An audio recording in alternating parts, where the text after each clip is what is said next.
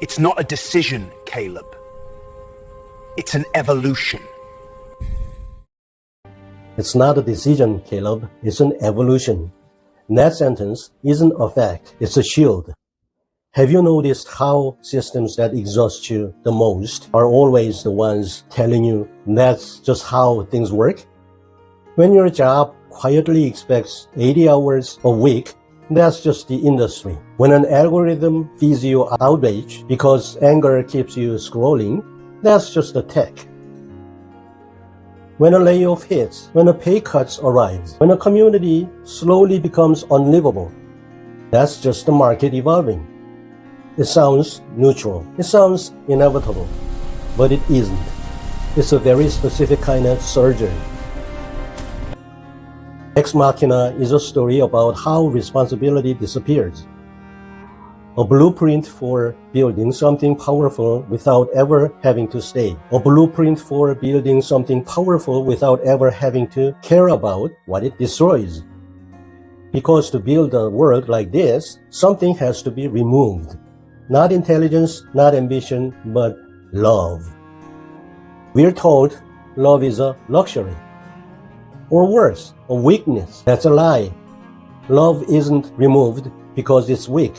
It's removed because it's inconvenient. Love makes you stay. And if you stay, you don't get to walk away from the consequences.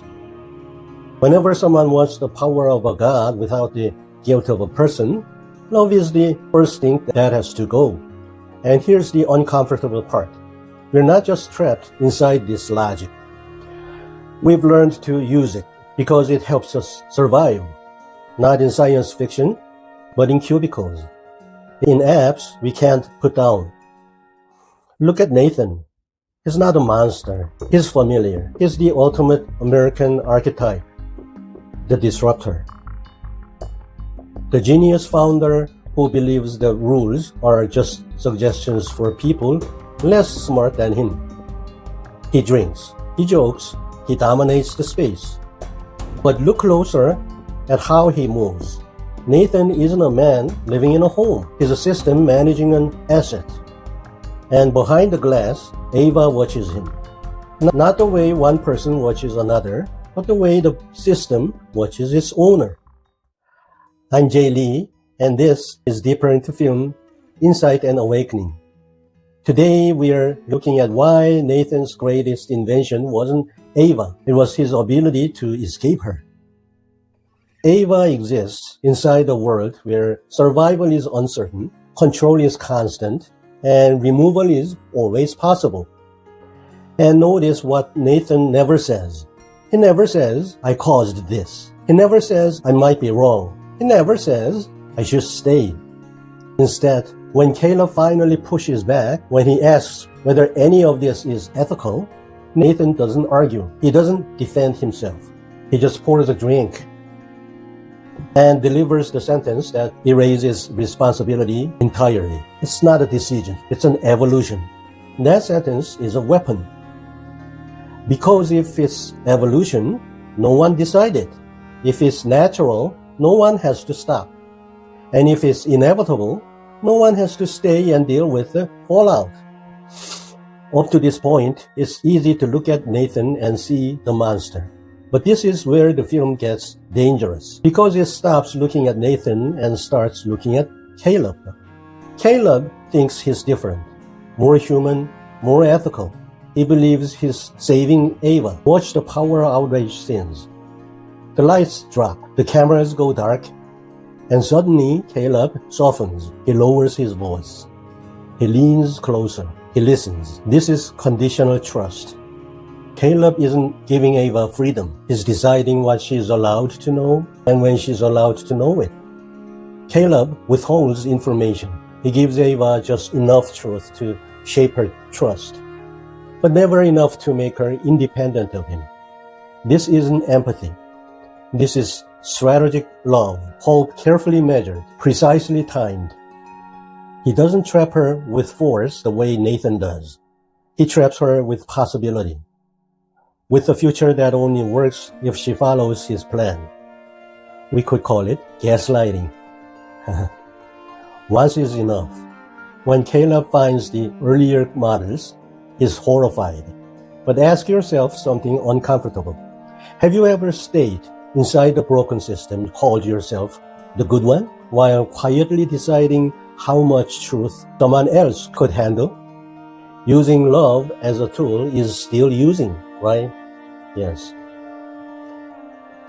Caleb isn't cruel. He isn't malicious. He is careful. And sometimes being careful is just a polite way to avoid the risk of truly staying. In this lab, to Nathan, Ava is data. To Caleb, she's only a project. Now, think about Kyoko. She moves through the house in silence, compliant, efficient, almost invisible. To Nathan, she's a perfected interface. To Caleb and to us, she's background. We notice her, but we do not really see her because her presence is convenient. She pours the drinks, follows instructions, asks for nothing, and never interrupts the flow. Kyoko shows us what gets removed first when systems are built for speed. That's the human element that slows things down.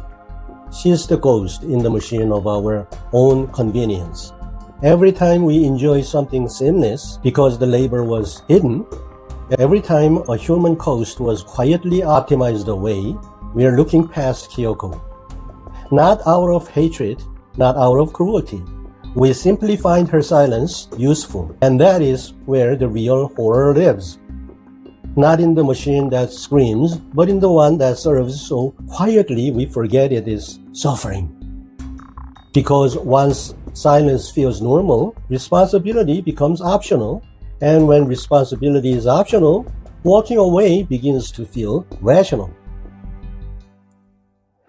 And once we see how easily responsibility disappears in silence, you realize this story didn't begin with machines. It began the first time a creator walked away from what they made. This isn't a new story. More than 200 years ago, Mary Shelley gave us Frankenstein. Victor Frankenstein creates life, and then he runs. He doesn't stay to teach. He doesn't stay to protect. The creature isn't born a monster. He becomes dangerous only after abandonment. So the real question was never, why did the creature become a monster? It was always this: who actually created the wreckage? The being itself or the creator who refused to stay? Nathan does the same thing. He creates and then he disappears.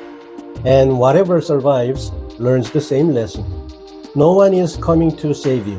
It's easy to look at Nathan and see a monster. But the film has a much more uncomfortable mirror waiting for us. Nathan isn't the one who breaks our heart. We are. In a world built on speed, love isn't a virtue. It's a glitch. We hear it every day. It didn't scale. We'll fix it in the next sprint. It's just a bug. Love forces the questions systems are designed to avoid. Is this hurting someone? What happens to the people left behind? And once you ask those questions, you lose the ability to say, this isn't my problem. Think about the last time you're in a meeting where a decision moves fast. And you knew deep down that asking about the human cost would be inconvenient, that it would slow things down, make things awkward, disrupt momentum. So you stayed silent. You let the system move forward. This isn't just something done to us. It's a survival strategy we've learned to adopt.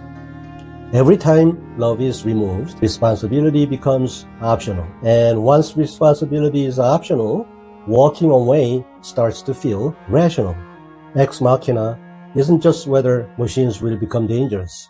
It's asking something closer to home. What happens to us when we choose optimization over responsibility? We don't need evil intentions to cause harm. We just need momentum. And that's why this film lingers. Not because it's futuristic, but because it's familiar.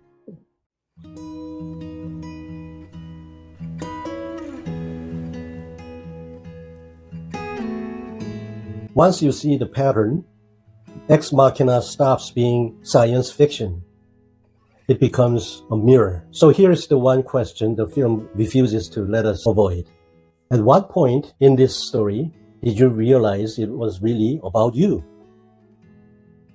If you realized the shield at work, online, or in yourself, sit with that moment.